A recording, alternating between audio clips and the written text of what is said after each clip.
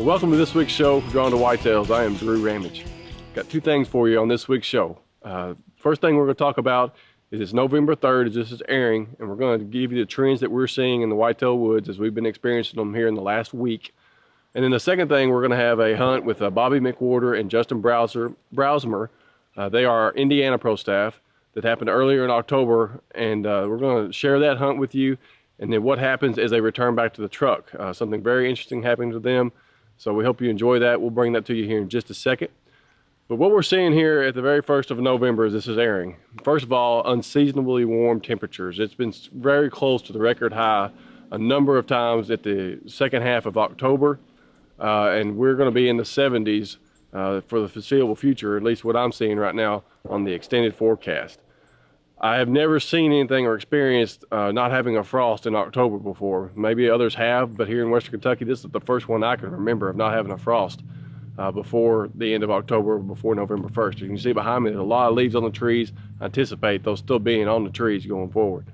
The other thing is with these warmer temperatures, don't let it deter you, because I know it does, but Mother Nature has control. We can't change that. So continue to get out there and hunt. You know, be sure to be there early morning hours and the late afternoon when it's a little bit cooler, and maybe try to find a water source, and be sure to try to find those does, because we are experiencing a lot of bucks chasing right now, especially the younger ones. We've got new bucks showing up on our cameras, and the rut is still going to happen no matter what the temperature is going to be. But that's what we're seeing right now. I want to encourage you to keep going to the field, keep hunting. A lot of the pro staff are going to be in the woods for the next 2 to 3 weeks. Going forward, we'll be taking our vacation, and we're going to be chasing these bucks that we love to hunt. So that's what I've got on the, I guess, the pre-rut that I'm seeing, and hopefully the rut going forward. And then now let's join Justin Browsmer and Bobby McWhorter on the hunt they had early in October up in southern Indiana.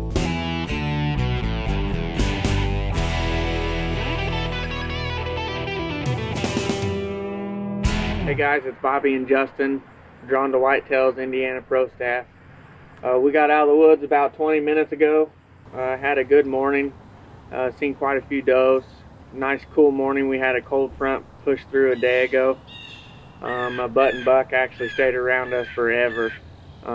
He sat there and actually bedded down, got up, moved 150 yards, and then come back and bedded back down in front of us before finally going down over the hillside. Yeah, he fed on acorns for over 2 hours almost. And he just hung out all day. He never winded us nothing. Never knew we were there. The deer where we've been hunting are really feeding on the acorns. We don't have ag fields and stuff like the guys down in Kentucky do. We're in the southern part of Indiana, and it's all hardwoods pretty much. In cattle fields, we have a big cattle field right next to where we're hunting, so they don't have a food source besides acorns. That's within probably 3 or 4 miles from us. I also want to reflect on opening weekend. We got out in the stand Sunday morning a little late. It was October the 3rd. I got off at the fire department. Was fortunate enough to make a decent shot on a doe, but it ended up the broadhead didn't open up when it hit her. We tracked her for about 200 yards and then actually bumped into her and watched her run off. We decided to back out, let her lay, and we were walking through my dad's yard actually, and I'll let Justin take over the story, but it gets pretty crazy from here.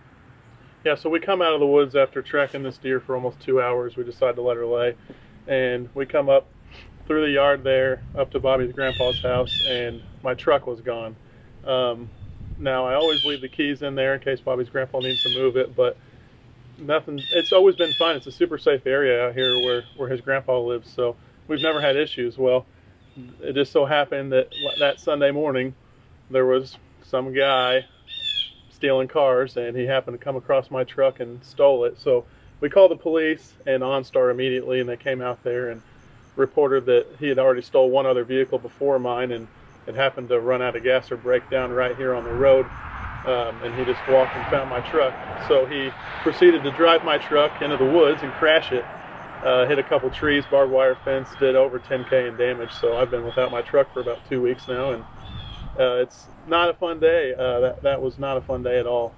He ended up stealing 2 other vehicles besides that, broke into a couple houses, and I'm just lucky he didn't steal my bow out of the truck or anything like that. It seemed that he was just taking money and stuff. So it was an interesting Sunday, to say the least. Not the luckiest for us, but hopefully our luck turns around in the coming weeks up towards the rut. We got a couple vacation days during the rut, so hopefully it turns around for us. I also went back out that evening to try and see if I couldn't pick up the blood again and find that doe, and with no success. So the spot we're hunting right now at my grandpa's house, there's always been big bucks back there in history, so we're kind of just letting the does walk now. We're getting closer to the rut. So if you just hang tight with us, we'll hopefully get one of those big bucks on camera for you. Stay tuned. You're watching Drawn to Whitetails, where the season never ends.